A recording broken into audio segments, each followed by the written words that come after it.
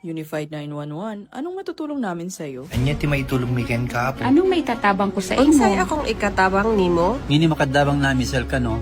Sa anumang wika o dialekto, may tulong na darating sa iyo.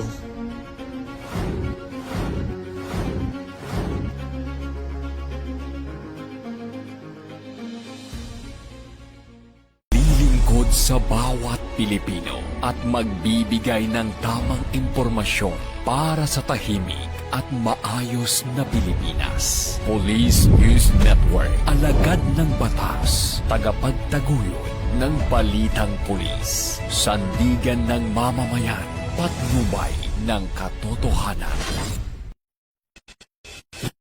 Kampo Krame, maghahatid ng pinakahuling kaganapan at nagbabagang balita. Ito ang PNN Police News Network. At ngayon, ang inyong mga tagapagbalita. Magandang araw, Bagong Pilipinas. Ako ang inyong tagapagbalita, tagataguyod ng Balitang Pulis, NUP Aster May Katulong mula sa Directorate for Education and Training. Maghahatid sa inyo ng tamang balita, kwento ng pulis at serbisyo para sa mamamayan, at ito ang PNP News Online. Ang pangunahing balita ng Police News Network, alagad ng batas, tagataguyod ng Balitang Pulis.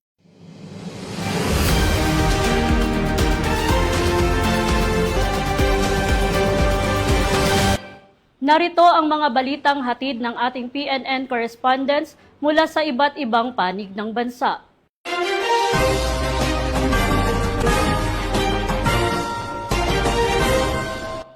Sa ating unang balita, kinilala ang kahusayan ng Philippine National Police at ng Police News Network sa ginanap na Maharlikang Filipino Awards 2026 kung saan muling kinilala ang kanilang natatanging ambag sa larangan ng public information at serbisyo publiko. Ang buong detalye ng balita ay mula kay Police Captain Precious Lee. Ngayong gabi ang mga nagsipagwagi sa Maharlikang Filipino Awards 2026 dito sa Okada, Manila para sa kanilang ika-6 na taon. Mula sa iba't ibang larangan, tumanggap ng plake, tropeyo at lei ang mga natatanging Pilipino kabilang na ang mga doktor, abogado, pulis, public servants, mga batikang artista, mga awit at iba pang mga individual sa iba't ibang sektor. Ayon sa presidente at CEO nito na si Benilyn Amigo Molina. Mula sa Pambansang Pulisya ng Pilipinas, pinarangalan si Police Brigadier General Vina H. Guzman, Direktor ng Police Community Affairs and Development Group bilang ulirang pinuno ng kapulisan. Ang kanyang natatanging husay, dedikasyon at makabuluhang kontribusyon sa larangang pampulisya ay nagsisilbing inspirasyon sa maraming Pilipino. Ang kanyang natatanging husay, dedikasyon at makabuluhang kontribusyon sa larangang pampulisya ay nagsisilbing inspirasyon sa maraming Pilipino. Sa pamamagitan ng kanyang pamumuno sa Police Community Affairs and Development Group ay matagumpay na naipapakita ni Police Brigadier General Guzman ang kahusayan at world-class na kakayahan ng lahing Pilipino. Wara ng tagumpay, profesionalismo at malasakit na nagbibigay dangal at karangalan sa ating bansa. Pinarangalan din ang PNN o Police News Network sa pagkakamit ng prestiyosong natatanging plataporma sa media at komunikasyon sa ika-6 na Maharlikang Filipino Awards 2026. Ang karangalang ito ay patunay ng natatanging pagganap, mataas na pamantayan ng kahusayan at walang sawang pagsisikap na makapaghahatid ng makabuluhang serbisyo at positibong epekto sa industriya at lipunan.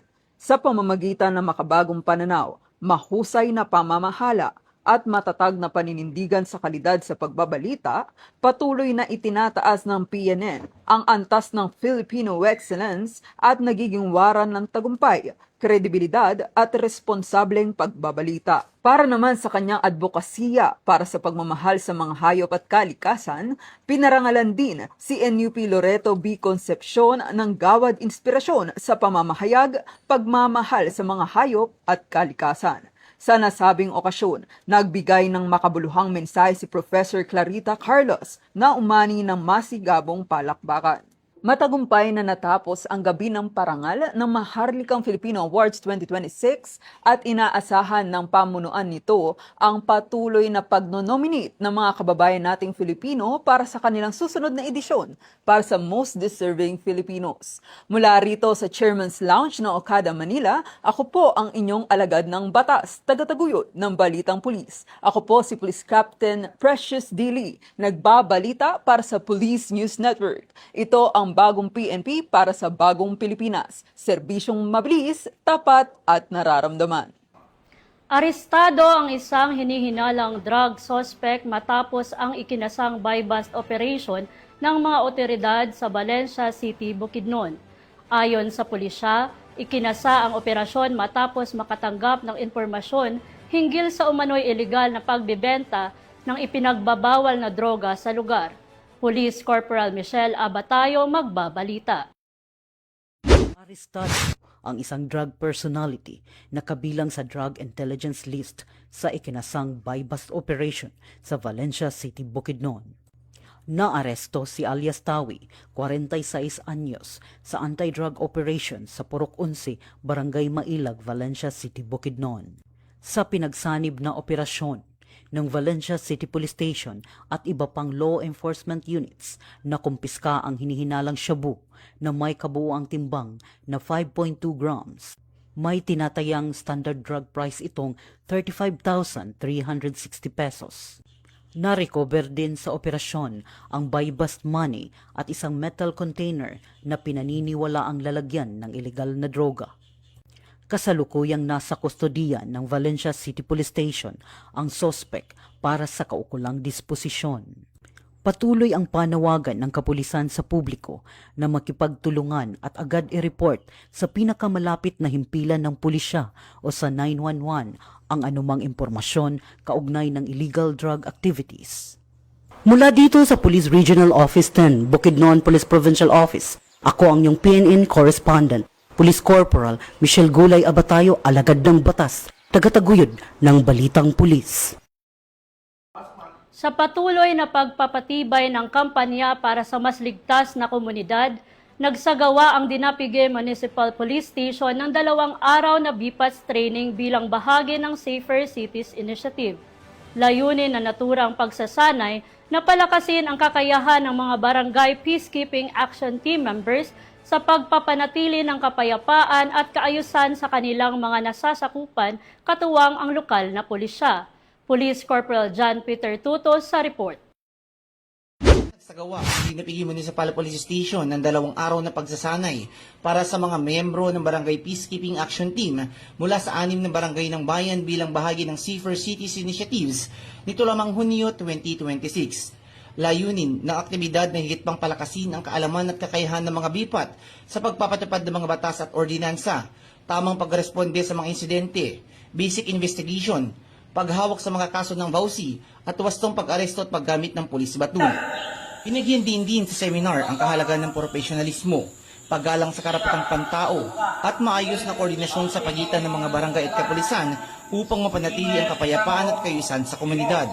Sa pagtatapos ng pagsasanay, muling pinagtibay ng Dinapige MPS ang kanilang pangako na patuloy na magsagawa ng mga programang magpapalakas sa kakayahan ng mga community peacekeepers tungo sa isang ligtas, maayos at mapayapang bayan ng Dinapige.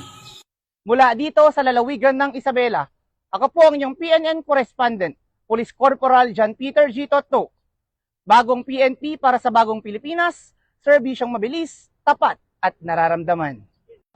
Pinaiigting ng Benguet Provincial Police Office ang seguridad ng mga paaralan matapos magsagawa ng Oplan Kapkap na naglalayong tiyakin ang kaligtasan ng mga estudyante at maiwasan ang pagpasok ng anumang ipinagbabawal na bagay sa loob ng mga institutasyong pang-edukasyon.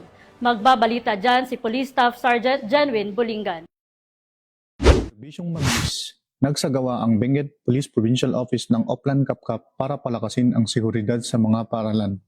Bilang pagpapatibay sa kanilang pangako na tiyakin ang kaligtasan at seguridad ng mga mag-aaral, nagsagawa ang Benguet Police Provincial Office sa pangunguna ni Provincial Director Police Colonel Junicio D. Bonay ng Oplan Kapkap sa La Trinidad National High School sa Barangay Lubas, La Trinidad, Benguet Sinagawa ang aktibidad sa malapit na pakikipag-ugnayan sa punong guro ng paaralan na si Alfonso C. Doriano at kay Barangay Captain Honorable Milagros T. Familian ng Barangay Lubas. Nakiisa rin sa programa ang mga tauhan ng La Trinidad Municipal Police Station, ang Barangay Local Government Unit, mga Advocacy Support Group, Barangay Peacekeeping Action Team, at mga guro ng La Trinidad National High School. Bahagi ang Oplan Kapkap ng patuloy na programa ng Benguet Police Provincial Office upang higit pang mapalakas ang kaligtasan at seguridad sa mga paaralan sa pamamagitan ng malapit na pagkipagtulungan sa mga institusyong pang-edukasyon, makalokal na pamahalaan at iba pang katuwang sa komunidad. Layunin ng inisyatibong ito na matiyak ang isang ligtas at maayos na kapaligiran para sa mga mag-aaral, guro at iba pang kawani ng paaralan, habang pinipigilan ang anumang hindi kanais-nais na insidente sa loob at paligid ng mga paaralan. Isa rin itong maagap na hakbang bilang tugon sa mga kamakailang usapin sa seguridad, kabilang ang insidenteng naganap sa San Jose, Tacloban City, na nagpapakita ng kahalagahan ng ibayong pagbabantay at pagtutulungan ng buong komunidad. Nananatiling matatag ang Benguet Police Provincial Office sa kanilang layunin na pangalagaan ang mga institusyon pang-edukasyon sa pamamagitan ng pagpapatibay ng ugnayan sa mga paaralan at lokal na pamayanan upang matiyak na ang bawat mag-aaral ay makapag-aral sa isang ligtas, mapayapa at panatag na kapaligiran. Mula dito sa La Trinidad, Benguet, ako ang inyong Police News Network Correspondent, Police Staff Sergeant Jenwin C. Bulingan, alagad ng batas, tagataguyod ng Balitang Pulis.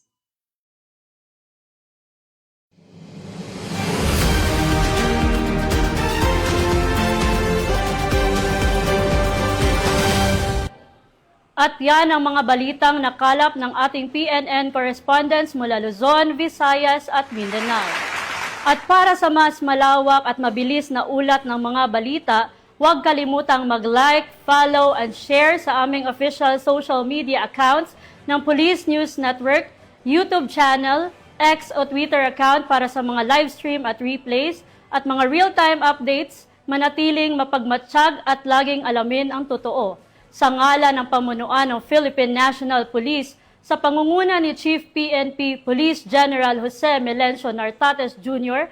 at sa pamumuno ni President Ferdinand Bongbong Marcos Jr., kami ay maglilingkod sa bawat Pilipino at magbibigay ng tama at balanseng balita.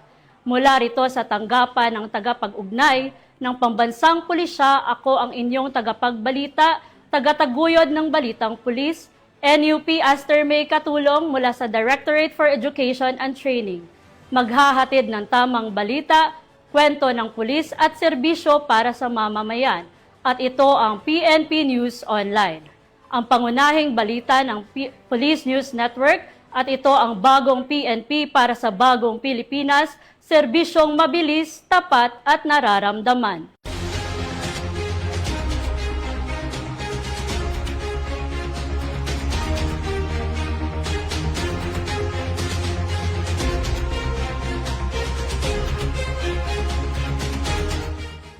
Police News Network, alagad ng batas, tagapagtaguyod ng Balitang Pulis.